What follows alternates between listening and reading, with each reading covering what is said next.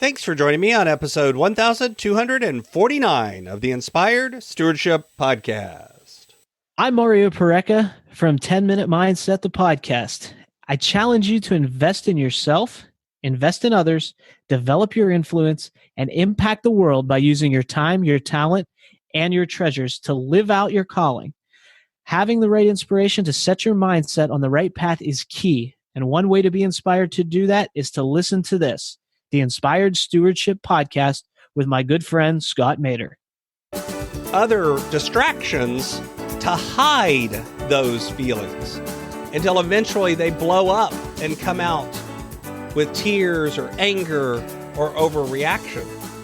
So becoming aware of your emotions before they get to that level involves in part examining and eliminating those distractions.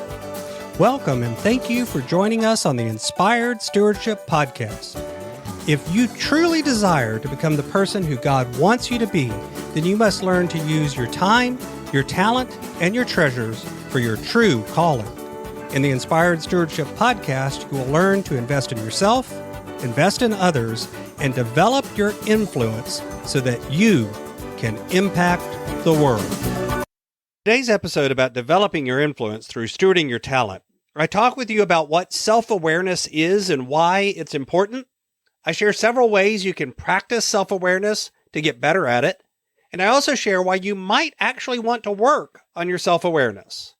You've heard me talk about developing your talent, and one of the best ways to do that is through books. But if you're like most people today, it's hard to find the time to read. And that's why today's podcast is brought to you by Audible. Go to inspiredstewardship.com/audible to sign up, and you can get a 30-day free trial. There's over 180,000 titles to choose from, and you can pick one and listen your way to developing your talents via Audible. That's inspiredstewardship.com/audible to get your free trial and listen to great books the same way you're listening to this podcast. At first glance, the word self-awareness seems pretty self-explanatory. It's awareness of the self, right? But this is something that we talk a lot about, but what does it really mean? A simple definition is self-awareness is the conscious knowledge of one's own character and feelings. In other words, it's not just about what we're doing, but it's also why we're doing it. It's something about not just how we are, but how others perceive us. See, I think a lot of times go through life with really very little conscious thought about what we're doing and why we're doing it. And in some ways that makes our life easier. But at the end of the day, it also means that we begin to form habits of our responses and how we think about things. We become conscious and conditioned in a way and aren't able to break out of those habits because we don't even understand that they're habits. We begin to create problems for ourselves without even being aware of the fact that some of the things that we're doing are actually creating problems. Being able to recognize, how do I react in different situations? And why do I react in that way? What triggers certain habitual responses for you? Do you have certain things that just, quote, set you off? How do you relate and interact with other people?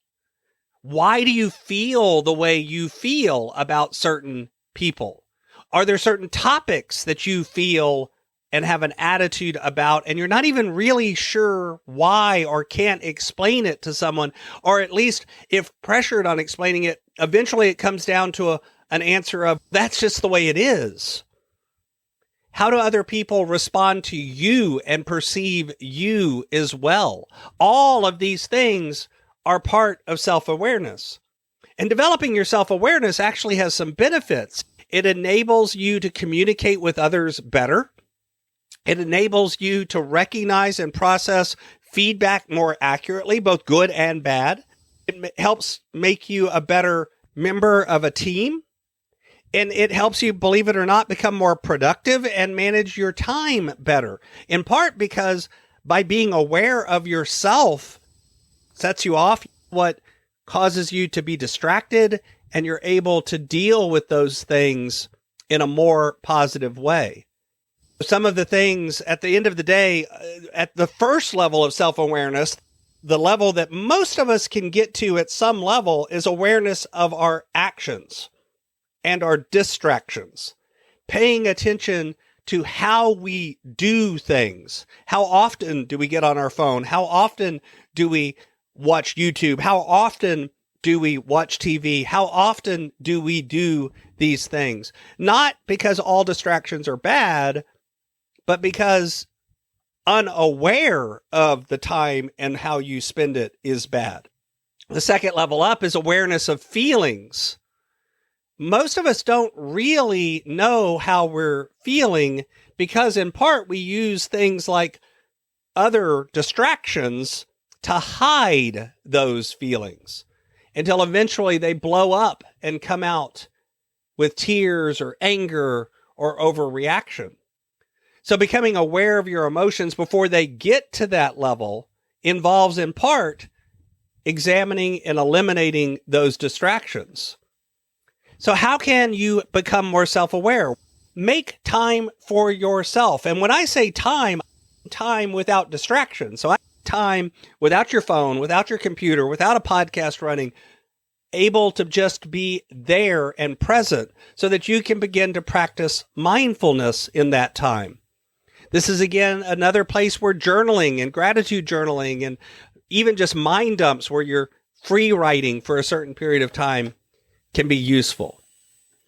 You can listen to others and listen to the things behind the words that they use so that you begin to become aware of others, which then helps you become aware of yourself. You can ask others who you trust for honest and open feedback. How do they perceive you? How do they see you? What do they see as your strengths and your weaknesses? And you can do the same thing for yourself. You can assess where you're at, assess your own strengths and weaknesses regularly. Now, you might want to work on this because as you become more aware of yourself, it also helps you become more present in the moment, like we talked about yesterday. It helps you become more aware of your values and your attitudes and where they come from and your beliefs.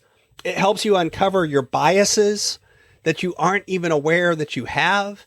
And that makes you more open to new experiences and more open to overcoming your own limiting beliefs and expanding who you are and what you do in the world. Thanks for listening. Thanks so much for listening to the Inspired Stewardship podcast.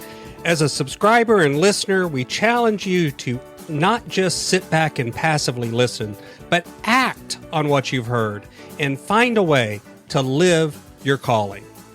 If you like this episode on the stewardship of talent, you can go over to inspiredstewardship.com/talent and sign up for our 5-week series on the stewardship of talent.